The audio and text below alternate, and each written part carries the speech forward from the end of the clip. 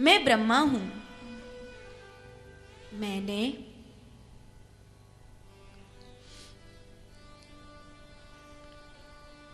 एक बार नारद से कहा, मैंने एक बार नारायण से कहा, मैं ही प्रथम पूज्य हूं, तुम मेरी पूजा करो, मैं पिता हूं। ब्रह्म पिता होता है। तो नारायण ने कहा, ब्रह्म ब्रह्म होता है, ब्रह्म किसी का पिता या पुत्र नहीं होता, लेकिन ब्रह्म को जिसने धारण किया है वो मैं हूं।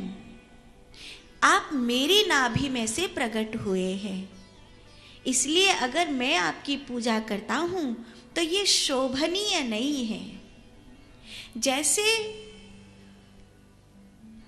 आपको गुरु में भगवान दिख रहे हैं तो आप गुरुदेव की आरती उतारो, गुरुदेव के ब्रह्मरंध की आरती उतारो, उनके चरणों की आरती उतारो, तो ये शोभनीय है। लेकिन गुरु अपने आप की आरती उतारे, अपने आप की पूजा करे, तो ये तो शोभनीय नहीं है। तो मैंने आपको धारण किया है, मैं ब्रह्म को धारण करने वाला नारायण हूं, तो आप मेरी नाभि में से प्रकट हुए हैं। अगर मैं आपकी पूजा करूंगा तो ये शोभनीय नहीं होगा। लेकिन विवाद हो गया। नारद, मुझे इतना भ्रम हो गया था कि मैं नारायण से लड़ने लग गया। मुझको धारण करने वाले नारायण से मैं लड़ गया। फिर हम दोनों में लड़ाई हुई और वो लड़ाई इतनी भयानक थी कि उस लड़ाई के कारण पूरे ब्रह्मांड में हाहाकार मच गया। उस लड़ाई के कारण पूरे ब्रह्मांड में हाहाकार मच गया।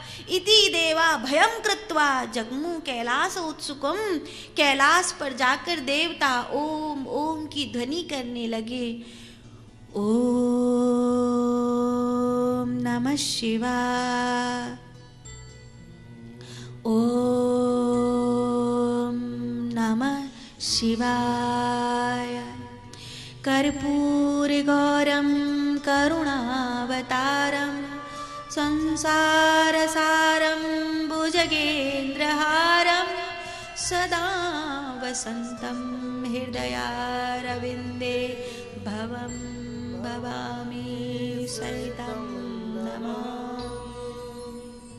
और तब वहां एक ज्योति प्रकट हुई और वो ज्योति आकाश में कहाँ जाती थी और वो धरती में कहाँ से प्रकट होती थी, ये कोई नहीं जानता।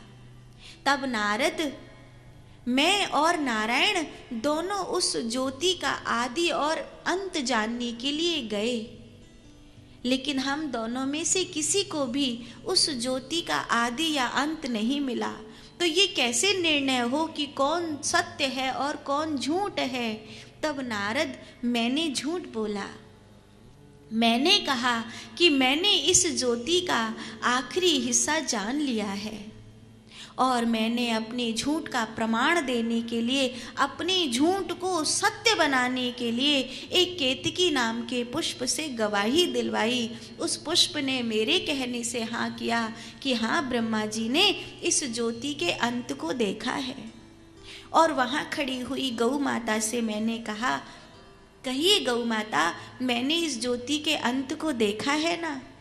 तब ब्रह्मा जी के डर के मारे गौ माता ने सिर हिला के तो हाँ कहा, लेकिन झूठ का साथ देने में वो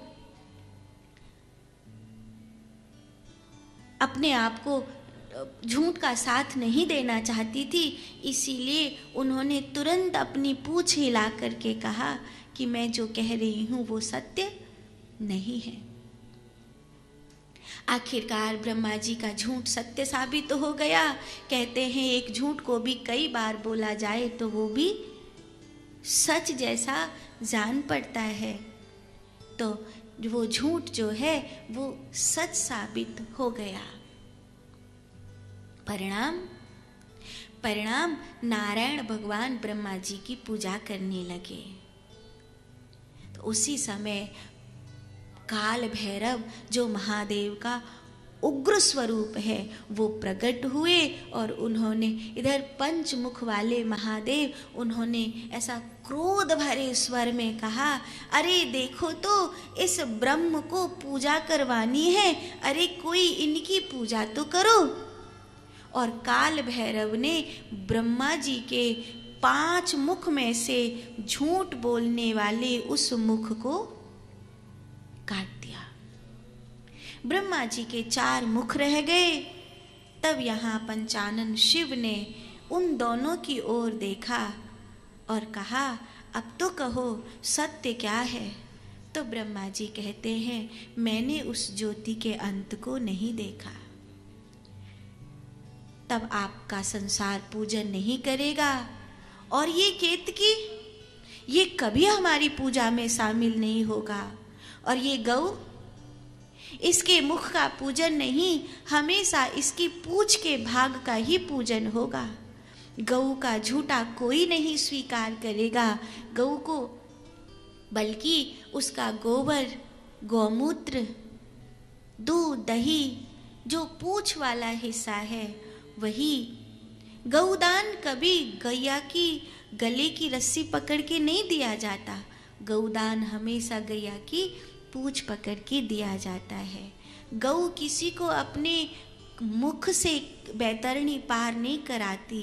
गौ अपनी पूंछ से जीव को वैतरणी पार कराती है।